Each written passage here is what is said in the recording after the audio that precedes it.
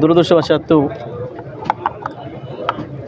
తెలంగాణ రాజకీయాలలో గత 2-3 సంవత్సరాలుగా కొంత అవాంఛనీయమైన సంఘటనలు జరుగుతూ ఉన్నాయి. ప్రత్యేకించి నాయకులపైన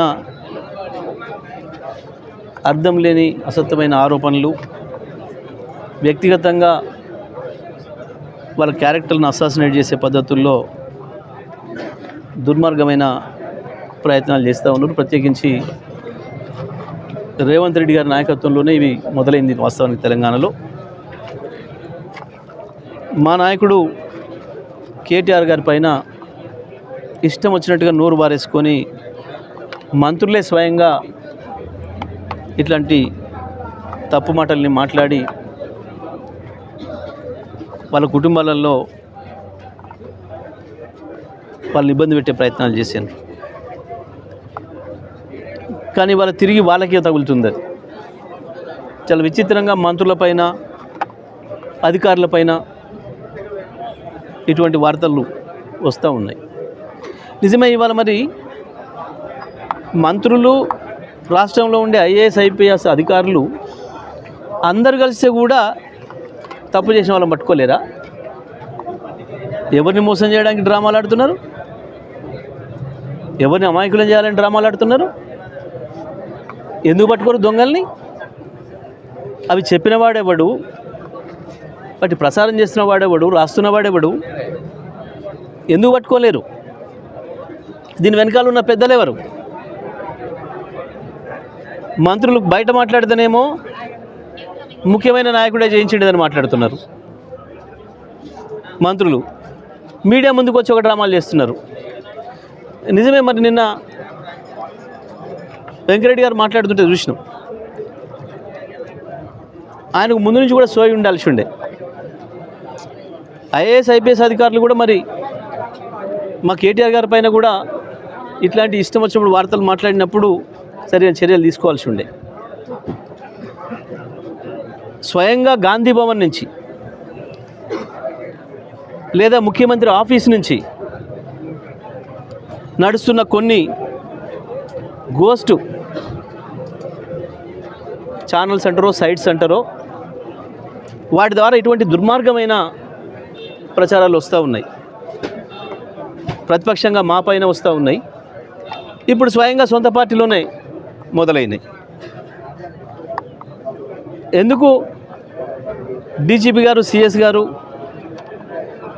చర్యలు తీసుకోలేకపోతున్నారు ఇటువంటి చేస్తున్న వాళ్ళపైన?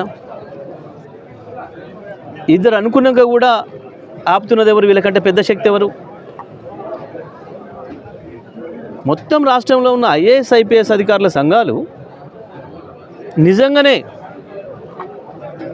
ఇటువంటి వాటిపైన ఉక్కుపాదం మోపి మేము సీరియస్గా పనిచేస్తామంటే వీళ్ళని ఆపేటోళ్ళు ఎవరు?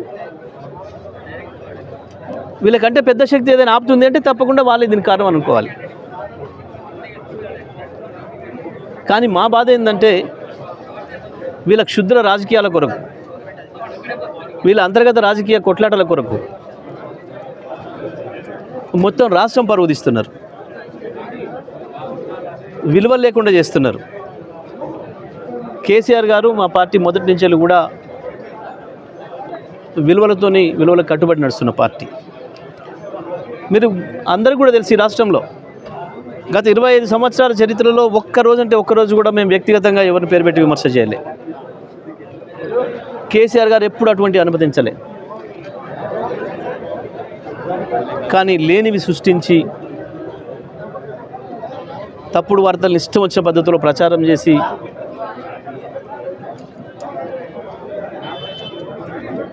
మా నాయకులపైన వచ్చినాయి, నాతో సహా. డీజీపీ గారికి విజ్ఞప్తి చేస్తే కూడా, డీజీపీ గారికి పిటిషన్ ఇస్తే కూడా అంతవరకు పట్టించుకున్న సోయి లేదు. నిరాధారమైనవి స్వయంగా గాంధీ భవన్ నుండి నడిచే గోస్ట్ సైట్ల నుంచి వెళ్ళి వచ్చినాయి, లేదా సీఎం ఆఫీస్ డైరెక్షన్లోనే వచ్చినాయి. అందుకే ఇవాళ వీళ్ళు కేవలం ఖండనలకే పరిమితం అవుతున్నారు ఐఏఎస్ ఐపీఎస్లు. లేదంటే చర్య తీసుకోవాలి. ఎవరి మీద చేసినా తప్పే. కుటుంబాన్ని హింస పెట్టే పద్ధతుల్లో, కుటుంబాన్ని నాశనం చేసే పద్ధతుల్లో చేస్తున్న ఈ దుర్మార్గం కేవలం తెలంగాణలో ఒక 3 సంవత్సరాల క్రితం నుంచే స్టార్ట్ అయింది.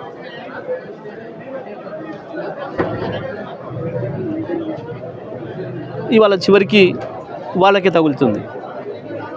ఎవరు మొదలుపెట్టినరో ఈ దుర్మార్గాన్ని వాళ్ళకే తగులుతుంది. ఇవాళ